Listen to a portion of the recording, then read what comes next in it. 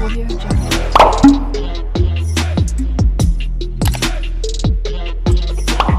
Audio Jungle. अच्छा, अब 3 topic हमारे पास मौजूद है, एंकर टैग के हवाले से, इमेज शॉर्ट्स के हवाले से और तीसरा टॉपिक है हमारा ऑर्डर और अनऑर्डर लिस्ट के हवाले से। सबसे पहले एंकर टैग होता क्या है? एंकर टैग बेसिकली जैसे मैं एक वेबसाइट खोलता हूँ, यहाँ पर आता हूँ और मैंने कोई भी एक वेबसाइट खोली और मैंने यहाँ पर खोल लेता हूँ, सपोज करें OLX.com। ठीक है, मैंने एक वेबसाइट खोली और मैं इस पर आ गया। अब मैं यहाँ पर देखें, मैं इसके क्या करता हूँ, जैसे मैंने कार पे क्लिक करा, अब मैं यहाँ पर आके कार पे क्लिक करूंगा तो देखिए यहाँ पर जो है ना पेज चेंज हो रहा है। हाउस पे क्लिक करा तो हाउस का पेज चेंज हो रहा है। तो ये जो लिंक होता है ना, इसको कहते हैं हम, यानी एक एक जगह से दूसरी जगह नेविगेट होते हैं हम, तो उसको हम हाइपर एंकर टैग कहते हैं। अब ये बनता किस तरीके से HTML में, इसको किस तरह से हम कंप्लीट करते हैं एक्सरसाइज को। सबसे पहले हमें आते हैं, बिल्कुल न्यू सिरे से स्टार्ट करते हैं। हम यहाँ पर आते हैं, एक न्यू फोल्डर बना लेते हैं और यहाँ पे लिखा जैसे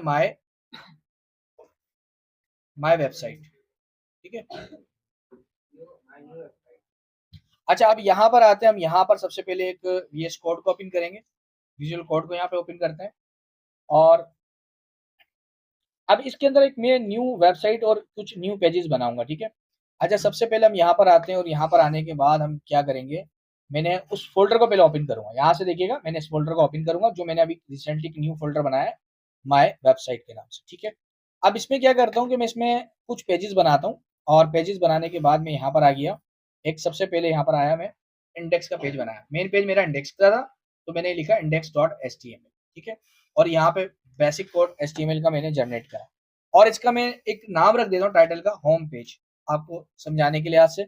अब यहाँ पर हम आते हैं, हम एंकर टैग की बात करें।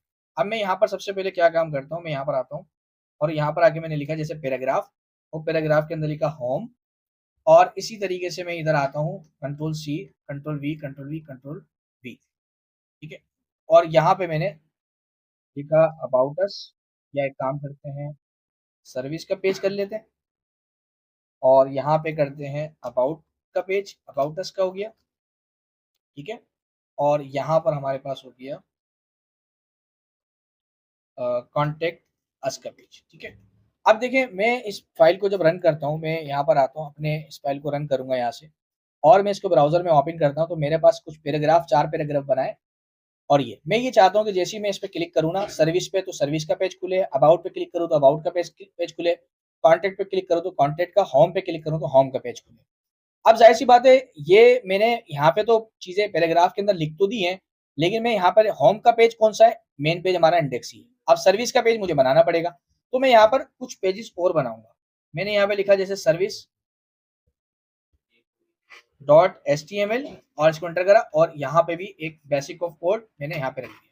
अब यहाँ पे मैंने क्या लिख दिया, मिसाल के तौर पे सर्विस, और यहाँ पे एक हेडिंग दे दी मैंने H1 की, और मैंने यहाँ पे लिख दिया सर्विस। ठीक है, और यहाँ पर आ गया। अच्छा, अब यही चीज मैं Ctrl+C कॉपी करता हूँ और एक न्यू फाइल बनाता हूँ। सर्विस का पेज हो गया हमारे पास, दूसरा कौन सा था, about.html, और मैंने यहाँ पर ये कोड कॉपी करा। देखिए, एक सर्विस का पेज है, एक इंडेक्स का पेज है, अलग अलग पेजेस है। अबाउट पर आ गया अबाउट। अब यहाँ पर मैंने क्या लिखा, अबाउट अस, और यहाँ पे लिखा भाई अबाउट अस, मतलब मेरे पास ये 2 पेज हो गए। अब तीसरा हम इंडेक्स पर आते हैं वापसी, होम का भी बना दिया हमने, सर्विस का भी बना दिया, अबाउट का, अब रह गया कॉन्टेक्ट का। अब मैं इधर आता हूँ, मैंने यहाँ पर आया कॉन्टेक्ट अस।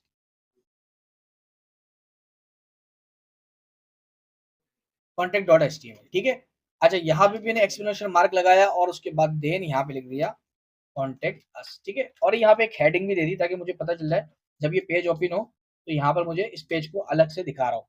अब ये देखिए, सर्विस का पेज है, अबाउट का पेज है, कॉन्टेक्ट का पेज। अब हम आ रहे हैं अपने टॉपिक की तरफ। अब एंकर टैग होता क्या है, देखिए एंकर टैग है क्या, एंकर का जो टैग है ये ए का टैग होता है, डिफाइन करता है hyper link which use the link of the from one page to another page, यानी एक पेज से दूसरे पेज की तरफ जाने के लिए। 10 इंपॉर्टेंट एट्रीब्यूट, इसके अंदर एक एट्रीब्यूट लगाया जाता है जिसका नाम है एच रेफरेंस एट्रीब्यूट। इसके अंदर हम लिंक देते हैं, यूआरएल देते हैं, और यूआरएल देने के बाद ये हमें आइडेंटिकेट करता है जिस डेस्टिनेशन की तरफ लेके जाना है पेज को। सपोज करें मैं यहाँ पर आ गया और मैंने यहाँ पर आगे बोला भाई जब सर्विस पे क्लिक होना, अभी गौर से देखिएगा, जब मैं रिफ्रेश कर रहा हूँ तो यहाँ पे देखिए क्लिक कुछ भी नहीं है, इवेंट यानी हाइपर लिंक नहीं बना हुआ। अब मैं क्या करता हूँ, एक चीज का ख्याल रखना है, देखिए पैराग्राफ से पहले नहीं लगाना आपने एंकर टैग, आपने जो लगाना है ना एंकर टैग लगेगा, मैं सर्विस के वर्ड के ऊपर लगाना चाह रहा हूँ, तो सर्विस के वर्ड के अंदर ही ए का टैग ओपन करूंगा और यहाँ पे कट करके मैं यहाँ पर इसको क्लोज कर दूंगा। अब आप गौर से देखें, पैराग्राफ का टैग ओपन हुआ, पैराग्राफ का टैग क्लोज हुआ, ये परफेक्टली हुआ है। अब ए का टैग ओपन हुआ और ए का टैग यहीं पे क्लोज हो गया। अब यहाँ पर आगे देखिए फाइल को मैंने क्या करा, ये देखें सेव नहीं हुई, मैंने कंट्रोल एस प्रेस कर दिया।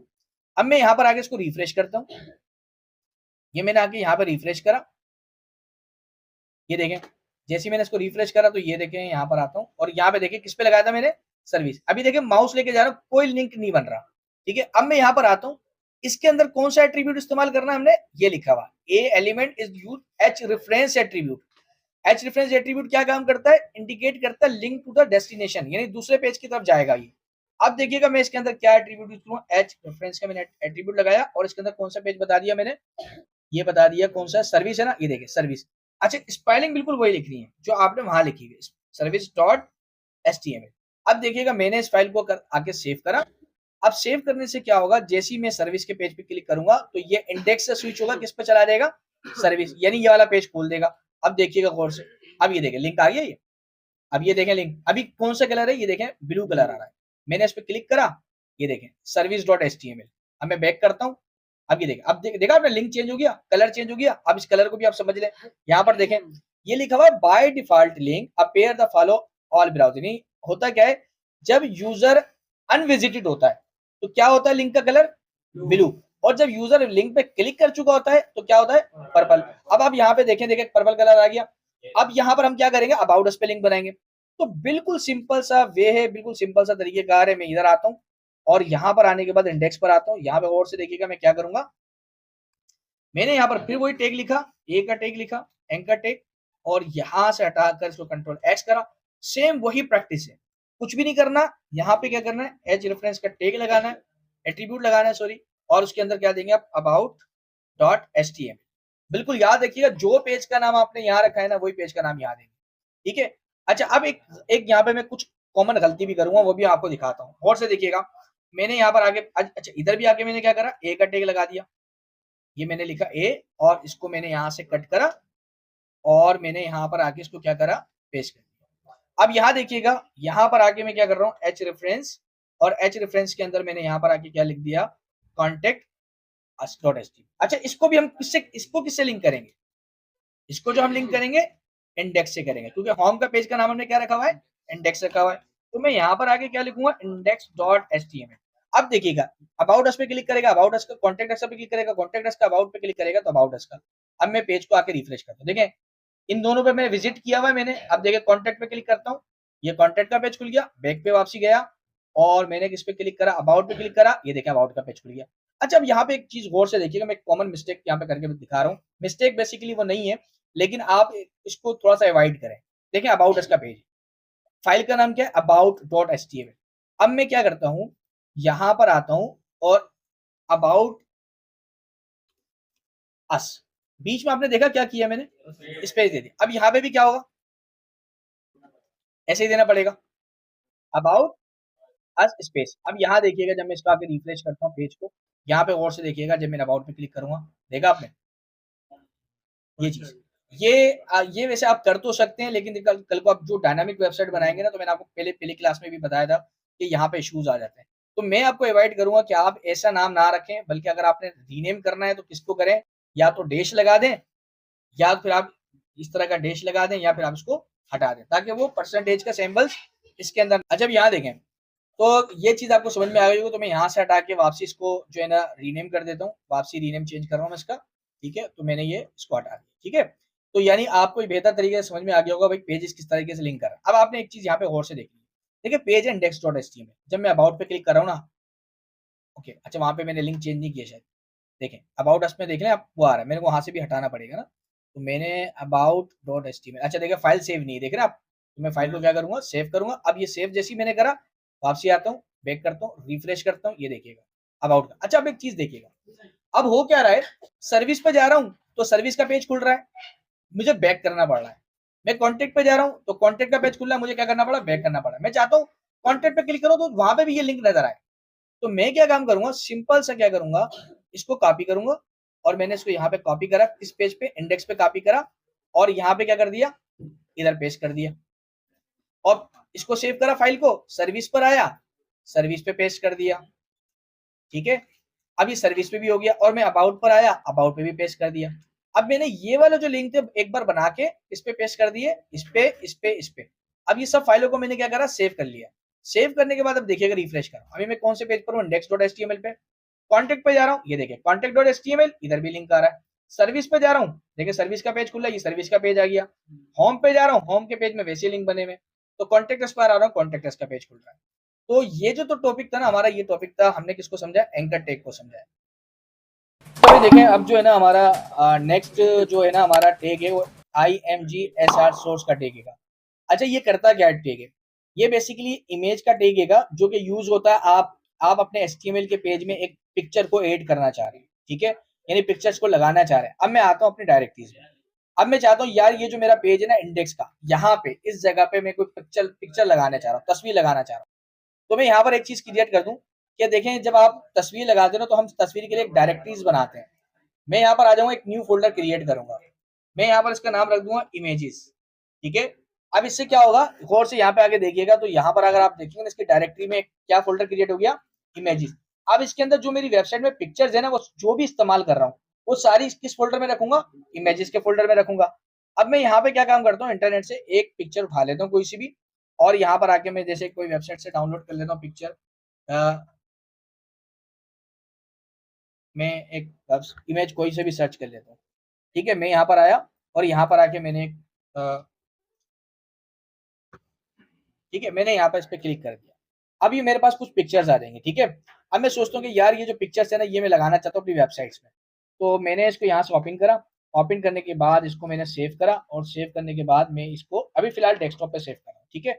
अच्छा, अब ये मैंने फाइल तो सेव कर दी, अब मैं चाहता हूँ यार ये जो तस्वीर जो मैंने डाउनलोड करी है ना, ये मेरी इंडेक्स के पेज में, मतलब होम का जो पेज है, यहाँ पे पिक्चर नजर आनी चाहिए। अब यहाँ मैं यहाँ पे क्या करता हूँ, देखें ये पिक्चर है, अब इस पिक्चर की जो एक्सटेंशन है ना, आपने सबसे पहले इसको नोट करना है।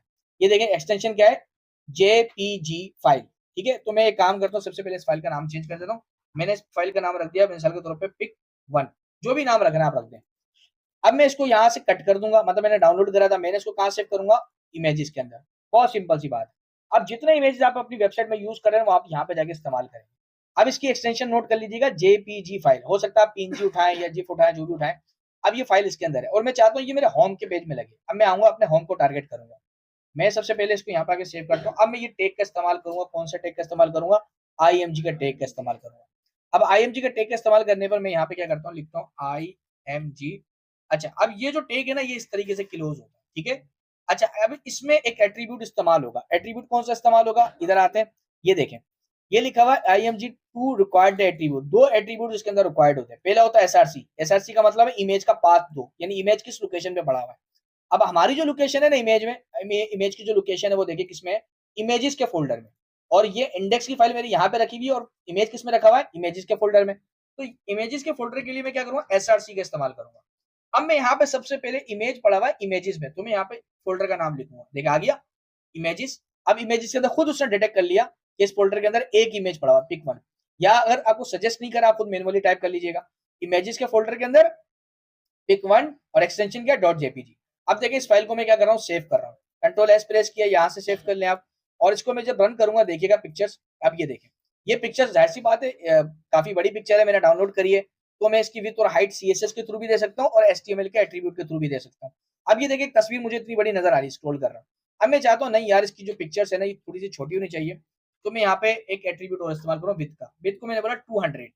अब मैंने बोला भाई मुझे तस्वीर जो है 200 पिक्सल पे नजर आनी चाहिए, तो मैंने HTML का एट्रीब्यूट इसके अंदर इस्तेमाल कर लिया। एक एट्रीब्यूट SRC का हो गया, जिसका मतलब है इमेज का पाथ किस लोकेशन पर है, और ऐसा विद का एट्रीब्यूट का मतलब है कि इमेज कितने बड़े विद के अंदर नजर जानी चाहिए। अब देखो मैंने क्लिक करा 200 पिक्सल पे, ऑटोमेटिकली मेरे इमेज हाइट और विद रिसाइज हो गई। अब देखिए मैं इसके अंदर चाहता हूँ कि हाइट जो है ना 50 होनी चाहिए। अब देखिए मैं हाइट अगर 50 रखूंगा, विद मैंने 200 रखी है, हाइट मैंने 50 रखी है। पहले तो उसने ऑटोमेटिकली ऑटो एडजस्ट कर लिया। अब ये देखिए हाइट 50 हो गई और ये हो गई। अब होता क्या है, अगर ये आप ये चाहते हैं कि नहीं यार 200 में विथ और हाइट ऑटोमेटिक रिसाइज खुद होनी चाहिए, तो देखें इसने हाइट क्या किया, ऑटोमेटिकली खुद रिसाइज करी। अब ये आपकी अपनी ऑप्शनल है कि आप हाइट इस्तेमाल करना चाहते हो या नहीं करना चाहते। अच्छा, अब दूसरा जो एट्रीब्यूट है ना हमारा, इसको आपने बहुत अंडरस्टैंडिंग करनी है। SRC का और दूसरा है अल्टरनेट। ये अल्टर का हमारे पास एक रहता है, ये क्या चीज है, specify the an alternate text to image if image some for the reason the can not the display. बाज दफा ऐसा क्या होता है, आपने इमेज यहाँ पे लगाई हुई है, लेकिन होता क्या है, इमेज यहाँ पे लोड नहीं हो रही है। अब देखें मैं आपको दिखाता हूँ, ये लगी हुई इमेज।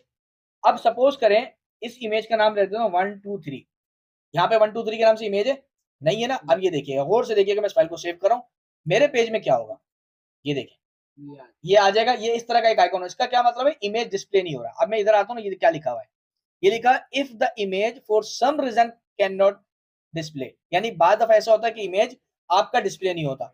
अब ये डिस्प्ले क्यों नहीं हो रहा, मेरी गलती की वजह से ये इमेज इसको नहीं मिल रहा। तो मैं यहाँ पर क्या करूंगा, अगर मैं चाहता हूँ मेरी वेबसाइट में इमेज अगर मेरे वेब पेज को नहीं मिले ना, सपोज करें, तो मैं यहाँ पे अल्टर का एक एट्रीब्यूट लगा दूं। उधर मैंने लिख दिया मिसाल के तौर पे मैंने इसके अंदर लिख दिया ABCD। अब यहाँ पे क्या होगा, देखिएगा जब मैं इस फाइल को सेव करता हूँ और अब ये वाला आइकन खत्म हो जाएगा और इसके बराबर आइकन, सॉरी, ये वाला टेक्स्ट इधर आ जाएगा। अब इधर क्या लिख दिया, इधर हम लिख सकते हैं इमेज नॉट फाउंड, यानी सामने वाले यूजर्स को पता चल जाएगा कि यहाँ पर इमेज लोड नहीं हो रहा। ये देखिए इमेज नॉट फाउंड, यानी इमेज नहीं मिल रहा। अब अगर इन केस मैं इसको वापसी सही कर देता हूँ, अब ये अल्टर का एट्रीब्यूट काम नहीं करेगा। ये देखिएगा पिक 1 किया मैंने, अब यहाँ पर आकर रिफ्रेश करता हूँ, ये देखिए ये गायब हो गया। यानी बाज दफा इन केस ऐसा होता है कि हमारी जो पिक्चर्स है ना हमारी वेबसाइट पे लोड नहीं होती है, तो यूजर को दिखाने के लिए हम यहाँ पे अल्टर एक टैग कोई भी लगा देते हैं। जैसे मैंने इसके अंदर टेक्स्ट लिख दिया इमेज इज नॉट फाउंड, तो बेसिकली ये हमारा एक अल्टर इमेज सोर्स का टैग हो गया और ये हमारा एक हो गया। अब हम मैं चाहता हूँ कोई दूसरी पिक्चर्स इसके अंदर लगाना चाहता हूँ, सपोज करें मैं चाहता हूँ एक पिक्चर और लग जाए, मैंने इसको कॉपी करा Ctrl+C Ctrl+V। अब मैं चाहता हूँ 2 पिक्चर, यहाँ पे पिक 1 है, अब देखिए पिक 1 और पिक 1, अब मेरे पास पता है क्या हुआ, गौर से देखिएगा 2 पिक्चर्स आ गई। अब मैं चाहता हूँ एक पिक्चर और उठा लूँ यहाँ से, मैंने सपोज करा ये वाली पिक्चर उठाई, इसको मैंने ओपन करा, इसको डाउनलोड करा और मैंने इसको आके इसको कहाँ सेव कर लिया, मैं उसी फोल्डर में जाके सेव कर लेता हूँ, माय वेबसाइट इमेज, और फाइल का क्या नाम रखता हूँ, पिक 2। अब मैंने पिक 2 इमेज, अब देखा जाए ना तो मेरे फोल्डर के अंदर देखें 2 पिक्चर्स आ गई, पिक 1 पिक 2। पहले वाले को मैंने बोला पिक 1 हो जाए और दूसरी वाली हो जाए पिक 2। मैंने इसको कॉपी करके सेव करा और इधर आके रिफ्रेश कर रहा हूँ, इधर आके अपने पेज को रिफ्रेश कर रहा हूँ। अब ये देखें 2 पिक्चर्स आ गई, पहली पिक्चर और दूसरी पिक्चर। अब साइज में फर्क क्यों है, क्योंकि ये साइज इस वाली इमेज से थोड़ा बड़ा होगा तो साइज में फर्क आ गया। तो ये था हमारा इमेज का टैग हो गया हमारे पास, ठीक है। अच्छा देखिए, अब हम नेक्स्ट टैग की तरफ चलते हैं। ऑर्डर लिस्ट और अनऑर्डर लिस्ट के बारे में बात कर रहे हैं, ठीक है। ऑर्डर लिस्ट और अनऑर्डर लिस्ट क्या होता है, UL का टैग होता है और उसके अंदर जो नेस्टेड टैग होता है वो LI का टैग होता है। अब इसको इस्तेमाल किस तरीके से करते हैं, हम वापसी अपने डॉक्यूमेंट की तरफ आते हैं और यहाँ पे सपोज करें मैंने एक HR की लाइन दे दी। HR की लाइन सिर्फ मैंने अपने लिए रिमेंबर के तौर पे याद रखी है कि भाई ये जो डॉक्यूमेंट है मेरा, इसके दरमियान एक HR की लाइन आ जाए, ठीक है। अब यहाँ पे जो है ना मैं ऑर्डर लिस्ट और अनऑर्डर लिस्ट बनाना चाह रहा हूँ। अब फर्स्ट करेंगे, मैंने यहाँ पर क्या आता हूँ, एक हेडिंग दे देता हूँ और H1 लिख देता हूँ और यहाँ पे लिख दिया ऑर्डर लिस्ट, ठीक है। ऑर्डर लिस्ट क्या चीज है, इधर आते हैं और ठीक है, और यहाँ पे एक टैग इस्तेमाल करते हैं हम UL का, ठीक है। ये मैंने लिखा UL और UL के अंदर मैंने लिखा LI। अच्छा, LI के अंदर जैसे लिखा मैंने एप्पल, कुछ फ्रूट्स के नेम ले लेता हूं मैं और Ctrl+C और Ctrl+V Ctrl+V Ctrl+V, यानी UL का मतलब है अनऑर्डर लिस्ट है, ठीक है, अनऑर्डर लिस्ट है और LI का मतलब है लिस्ट है। अब लिस्ट में मैंने यहाँ पे एक मिसाल के तौर पे लिख दिया, कुछ फ्रूट्स के नाम लिख दिए, मैंगो, और यहाँ पर आ गए ग्रेप्स, ठीक है। अब यहाँ देखिएगा मैंने UL के अंदर एक LI का टैग लिस्ट ड्रॉ करी है ना। अब मैं यहाँ पे आके रिफ्रेश करता हूँ, ये देखें अनऑर्डर लिस्ट क्या चीज है हमारे पास, ये हमारे पास अनऑर्डर लिस्ट है, एप्पल, मैंगो, बनाना। अब यार देख रहे हैं बुलेट्स, मतलब ये आपने यहाँ पे इस्तेमाल करे होंगे, जैसे यहाँ पर आते हैं आप वर्ड के अंदर बुलेट्स इस्तेमाल करते थे ना, जैसे कि यहाँ पर आके बुलेट्स लगा दी, ये हमारे पास अनऑर्डर लिस्ट है, ठीक है। अब इसके अंदर हमारे पास क्या होता है कि हम यहाँ पर आते हैं और यहाँ पे मैं लिखता हूँ टाइप, टाइप में मैंने लिख दिया मिसाल के तौर पे ए, और यहाँ के अगर रिफ्रेश करता हूँ मैं इसको, अच्छा ए अनऑर्डर लिस्ट में है ना, तो यहाँ पे इसको हटा के मैं दूसरी लाइन इसको कॉपी करूंगा। अब मैं आता हूँ ऑर्डर लिस्ट की तरफ, यानी एक तो मैंने बना दिया अनऑर्डर लिस्ट और UL का टैग, और अब मैं बनाना चाह रहा हूँ ऑर्डर लिस्ट। ऑर्डर लिस्ट में क्या होता है, OL का टैग होता है। अब मैं यहाँ पर आता हूँ OL का टैग लिखा और यहाँ पे OL से क्लोज कर दिया, ये हमारा हो गया अनऑर्डर लिस्ट हो गया और ये हमारा हो गया ऑर्डर लिस्ट हो गया। अब इसी में हम क्या करते हैं, इसको आके रिफ्रेश करते हैं यहाँ पर आके, तो ये देखें ऑर्डर लिस्ट में क्या आ रहा है, मतलब एप्पल, मैंगो, बनाना, ग्रेप्स। अच्छा अब यहाँ आते हैं हम, इधर देखें यहाँ पे नंबरिंग आ गई ना ऑर्डर लिस्ट में 1 2 3 4। अच्छा अब इसमें आते हैं हम टाइप देते हैं, मिसाल के तौर पे मैं इसमें आगे टाइप का एट्रीब्यूट इस्तेमाल करता हूँ, ए लगा देता हूँ। अब मैंने यहाँ पे ए का इस्तेमाल करा तो यहाँ देखिएगा और से ये लिख गया ए बी सी डी, यानी option A, option B, option C, option D.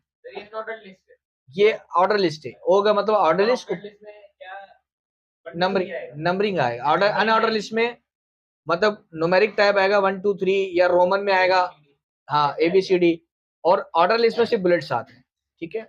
अच्छा अब यहाँ आता है इधर, ये देखें अब मैंने एबीसी लगाया, मैं यहाँ पे इसको टाइप्स हैं इसकी और भी है, टाइप्स के एट्रीब्यूट होते हैं। मैं इसको आगे रिफ्रेश करता हूँ यहाँ पे, ये देखें मैंने इसको आगे लगाया तो ये एबीसीडी। अच्छा मैं रोमन में चाहता हूँ तो इसमें ऐसा भी होता है, आई थिंक सो आई लगाऊंगा मैं, तो ये क्या हो जाएगा इस तरीके से रोमन में आ जाएगा। देखिए अब 1 2 3 एंड 4 इस तरीके से आ जाएगा। ये कहलाता है हमारा ऑर्डर लिस्ट और ये कहलाता है अनऑर्डर लिस्ट। अब हम क्या करने जा रहे हैं, अब हमने जो तीनों एक्सरसाइज को अंडरस्टैंड करा है ना, अब मैं यहाँ पे क्या काम करने जा रहा हूँ। अब मैं एक काम करता हूँ, एक डॉक्यूमेंट बनाता हूँ, एक न्यू डॉक्यूमेंट बनाता हूँ जिनके अंदर मैं इसको हमारी जो लास्ट टेबल की हमने क्लास ली थी और उसको दोनों तीनों को मर्ज करूंगा। अब देखिए मैं यहाँ पे एक डॉक्यूमेंट बना रहा हूँ, मैंने यहाँ पे आके लिखा मिसाल के तौर पे, मैंने यहाँ पे लिख दिया सर्विस, मैंने यहाँ पे लिख देता हूँ फॉर्म, मिसाल के तौर पे गैलरी .html, ठीक है। अच्छा अब यहाँ पे मैं करना क्या चाह रहा हूँ, अब यहाँ पे मैं इधर आता हूँ, एक टेबल बना देता हूँ। ये देखें मैंने यहाँ पे आके लिखा टेबल। अब मैं ये आपको जो हमने ये एक्सरसाइज समझी है ना, एंकर टेक्स्ट समझा हमने, इमेज सोर्स समझा, ऑर्डर लिस्ट और अनऑर्डर लिस्ट समझा। अब मैं यहाँ पे क्या करूंगा, तीनों एक्सरसाइज को मर्ज कर दूंगा। अब सपोज करेंगे मैं यहाँ पर आगे टीआर लिया और टीआर ओपन कर दिया, टीआर क्लोज कर दिया। इधर मैं एक दे रहा हूँ बॉर्डर, मैंने यहाँ पे लिखा, यानी मैं हम यहाँ पे क्या करने जा रहे हैं, बॉर्डर और 1 दे दिया। अब टीआर के अंदर मैंने यहाँ पे लिखा मिसाल के तौर पे टीडी, और टीडी के बाद मैंने यहाँ पे लिख दिया इसको यहाँ पे आके IMG। अब देखिए मैं IMG का टेग इसमें भी इस्तेमाल कर सकता हूँ, ठीक है SRC। और मैंने यहाँ पे आके लिख दिया इमेजेस, और इमेजेस के अंदर pic1। अब यहाँ देखिएगा, और मैं इधर आके इसको रिफ्रेश करता हूँ ना, कौन सा पेज है, गैलरी का, तो मैं गैलरी का पेज यहाँ पे आके राइट क्लिक करके open with Google Chrome gallery के। अब मैंने यहाँ पे देखिए इमेज आ गया हमारे पास, गैलरी का क्या इमेज आ गया, यहाँ पे इमेज आ गया। अब यहाँ पे हम क्या कर रहे हैं, ये देखें इसके अंदर इमेज आ रहा है। अब इमेज यहाँ पे क्या था हमारे पास, pic1.jpg, यहाँ पे देखिए .jpg, इसको लिख दिया हमने pic1.jpg। अब यहाँ के आगे रिफ्रेश करते हैं, ये देखें, अच्छा एक मिनट, pic1.jpg मैंने इसको आगे यहाँ पे आगे लिखा। अब ये देखें पिक्चर्स की बड़ी आ गई, वो जाहिर सी बात हम क्या एट्रीब्यूट इस्तेमाल करेंगे, HTML के अंदर हम एट्रीब्यूट इस्तेमाल करेंगे 200 का, जो भी आपने साइज देखना हम अपने हिसाब से रख देंगे। अब देखिए टेबल का बॉर्डर चल रहा है, अब मैं चाहता हूँ इसके नीचे जो ना पिक्चर 1 लिखा हो, तो मैं यही वाले टीआर कॉपी करूंगा, कंट्रोल-C, और मैंने यहाँ पे आके इसको लिख दिया मिसाल के तौर पे, ये मैंने इसको लिख दिया पिक्चर 1। अब मैं इसको रिफ्रेश, सेव करा फाइल को और इधर आ गया। अब ये देखिए पिक्चर 1। अब मैं चाहता हूँ, देखिए मैं पूरी गैलरी बना रहा हूँ ना, यानी हमने जो अभी जो एक्सरसाइज समझी वो क्या समझी थी, एंकर टेग। और ये अभी मैं एंकर टेग भी इस्तेमाल करूंगा, लेकिन IMG को मैं किस में इस्तेमाल कर रहा हूँ, टेबल में। अब टेबल के अंदर गैलरी बना रहा हूँ। अब मैं इधर आ गया, सपोज करें मैंने यहाँ पे आपको एक H1 लिखा और यहाँ पे लिख दिया मैंने मिसाल के तो लिख दिया फोटो गैलरी, ठीक है। अच्छा अब यहाँ पर हम आते हैं इधर, अब यहाँ देखिएगा, यहाँ पे आके मैंने एक हेडिंग दे दी। अब यहाँ देखिए मैं यही चीज कॉपी करता हूँ। अच्छा ये टीडी मैंने क्या करा, कंट्रोल-C और कंट्रोल-V, इधर लिख दिया मैंने पिक्चर 2, और यहाँ पे क्या कर दिया पिक्चर 2। अब ये देखें एक टीआर के अंदर मैंने 2 इमेज लगाए, और उसी टीआर के अंदर हमें, अच्छा इसको पिक्चर 1 और इसी को भी टीडी कॉपी होगा ना, कंट्रोल-C और कंट्रोल-V, पिक्चर 2। अब ये क्या हो जाएगा, 2 रो बन गई मेरे पास। अब देखिए पिक्चर 1 पिक्चर 2, इसी तरह से आप पूरी गैलरी बना सकते हैं। आप सपोज करें मैं एक और चाहता हूँ, एक और इमेज आ जाए, और मैंने यहाँ पर आके क्या लिखा, पिक्चर 1 कर दिया इसको, और इधर आके लिखते हैं मैंने पिक्चर 3। सपोज करें वो इंटरनेट से डाउनलोड, आप किसी पिक्चर डाउनलोड कर लें, ये 3 आ गया। अब ये देखें पूरा हमने जो लास्ट क्लास थी ना टेबल फॉर्मेटिंग वाले पिक्चर थी। अब मैं सपोज करें मैं ये चाहता हूँ कि यार ये पूरी एक जो रो है ना ये वाली गैलरी की, पिक्चर 1 पिक्चर 2 पिक्चर 3, ये बिल्कुल सेम टू सेम नीचे आ जाए। तो आपने क्या करना है, इसी को फर्ज करें मैं इसके नीचे बिल्कुल एक और गैलरी नीचे देना चाह रहा हूँ, मैंने यहाँ पे आके लिख दिया, और यहाँ पे जब मैं आके रिफ्रेश करूंगा तो गौर से देखेंगे आप, ये इसके अंदर एक और पिक्चर। अब पिक्चर 1 पिक्चर 2 पिक्चर 3, अब इसके भी कैप्शन लेनी है, तो मैं ये वाली टीआर कॉपी कर लूंगा, इसको मैंने कॉपी करा और कॉपी करके इसको मैंने इधर लेकर आया, कंट्रोल सी कंट्रोल V। अब यहाँ पर देखें picture 1 picture 2 picture 3 picture 1 picture 2, ये तो नाम चेंज कर देंगे इस तरह का, मतलब कहने का मतलब ये हो गया। अब देखिए मैं इसके अंदर इनका टैग लगाना चाहता हूँ, मैं चाहता हूँ पिक्चर 2 पे क्लिक करें ना तो पिक्चर 2 वाला पेज खुल जाए। अब देखें मैं यहाँ पर एक पेज बना लेता हूँ, मैंने लिखा मिसाल के तौर पर पिक्चर 1.html, ठीक है। अब मैंने यहाँ पे पिक्चर 1.html लिखा, अब मैं यहाँ पर एक्सक्लेमेशन मार्क के अंदर आ गया और यहाँ पे मैंने बॉडी के अंदर कुछ भी मैंने एक पैराग्राफ के अंदर ये मैंने एक पैराग्राफ लिख दिया, ठीक है। और मैं इसको टैग सेलेक्ट कर लेता हूँ। अब देखिए ये कौन सा पेज बना है, पिक्चर 1.html। अब मैं चाह रहा हूँ कि यार इस एक्सरसाइज को जो हमने समझा है ना, कौन सी एक्सरसाइज को, एंकर टैग भी इस्तेमाल कर लेते। पहले तो मैंने क्या करा था, इंडेक्स के पेज में अलग अलग पैराग्राफ के अंदर लगाया था ना, याद होगा, ये देखें पैराग्राफ के अंदर, इसके अंदर। अब मैं क्या चाह रहा हूँ कि यार मैं जो हूँ इसके अंदर गैलरी के अंदर जब यूजर इस पे क्लिक करे ना तो कौन सा पेज खुल जाए, पिक्चर 1.html। अब देखो इसके अंदर भी एंकर टैग लगा सकता हूँ, ये देखिए ये मैंने एंकर टैग यहां से कंट्रोल एक्स करा और कंट्रोल V कर दिया। अब मैं इधर आता हूँ एच रेफरेंस में और मैंने यहाँ पर आगे क्या लिखा, पिक्चर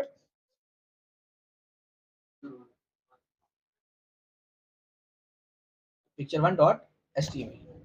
अच्छा देखिए यहाँ पे मिस्टेक हुई, एफ का नहीं लगाया था, ठीक है। और इसको स्मॉल कर दिया, स्पेलिंग लाजमी देख लीजिएगा, देखें आगे। अब ये क्या होगा, इस पर मैं क्लिक करूंगा ना, ये देखिएगा, यानी कहने का मतलब सिंपल से ये देखिए आ गया।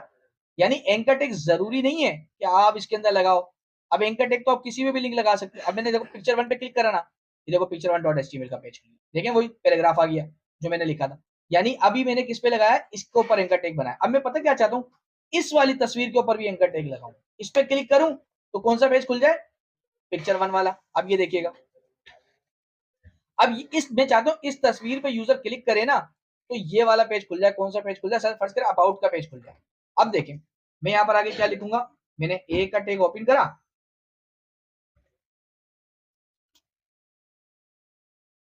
ये देखें ये देखें ए का टैग ओपन करा और मैंने यहाँ पर आगे इसको अब यहाँ पे क्लोज करूंगा, इस पर एंकर टैग बनाना चाह रहा हूँ। किस पर एंकर टैग बनाना चाह रहा हूँ, इस वाले इमेज के ऊपर एंकर टैग बनाना चाह रहा हूँ। अब मैं इसका आगे क्या यहाँ पे क्या करूंगा, एच रेफरेंस और मैंने कौन सा ले लिया, सर्विस का पेज ले लिया। अब मैंने इसको बोला भाई इस पिक्चर पे क्लिक होना तो कौन सा पेज खुल जाए, सर्विस। यहाँ पे मैंने क्या बोला, इस अल्फाज यानी इस वर्ड पे क्लिक हो तो कौन सा पेज खुल जाए, पिक्चर 1। अब देखता हूँ मैं रिफ्रेश करता हूँ, ये देखें इस पर तो ये आ गया। अभी मैं कौन सी पिक्चर पे लगा, ये देखें माउस आगे बना हुआ। अब मैं जैसे इस पे क्लिक करूंगा ना ऊपर देखें सर्विस का पेज। मतलब हम टेक्स्ट पे भी लगा सकते हैं इनका टिक, पिक्चर्स पे भी लगा सकते हैं और अगले अगली क्लास जो हम करेंगे ना वीडियो के हवाले से तो वीडियो के ऊपर भी एंकर टैग लगा सकते हैं। तो अगर मैं आपसे ये पूछूं कि मैं अगर इसके ऊपर एंकर टैग लगाना चाहूँ तो लगा सकता हूँ, बिल्कुल इसके ऊपर भी एंकर टैग लगाना सकते हैं। अब मैंने यहाँ पर एक का टैग खोला, यहाँ पे ए लिखा। अब यहाँ पे देखें मैं चाहता हूँ हेडिंग के अंदर भी एंकर टैग लग जाए। सपोज करें मैंने यहाँ पर आया और यहाँ पर आके क्या कर दिया, एच रेफरेंस और एच रेफरेंस में मैंने यहाँ पे कौन सा पेज दे दिया, अबाउट का। अब क्या हो जाएगा, देखो एंकर टैग मैंने इसके अंदर लगा दिया, हेडिंग के अंदर भी लगाया मैंने, इमेज के टैग से भी पहले लगा दिया एंकर टैग और अपने कंटेंट से पहले भी लगा दिया। तो कहने का मतलब ये है कि अब मैं फोटो गैलरी पर आता हूँ, देखता हूँ उस पर लग गया, ये देखिए लग गया। अब मैं इस पर क्लिक करूंगा, क्लिक करने के बाद कौन सा पेज खुल गया, अबाउट का। तो कहने का मतलब ये फोटो गैलरी है हमारे पास, ठीक है। अच्छा अब ये तीनों चीजें हमारे पास एक्सरसाइज के अंदर कंप्लीट हो गई हैं, ऑर्डर लिस्ट और अनऑर्डर लिस्ट के हवाले से। Audio Jungle.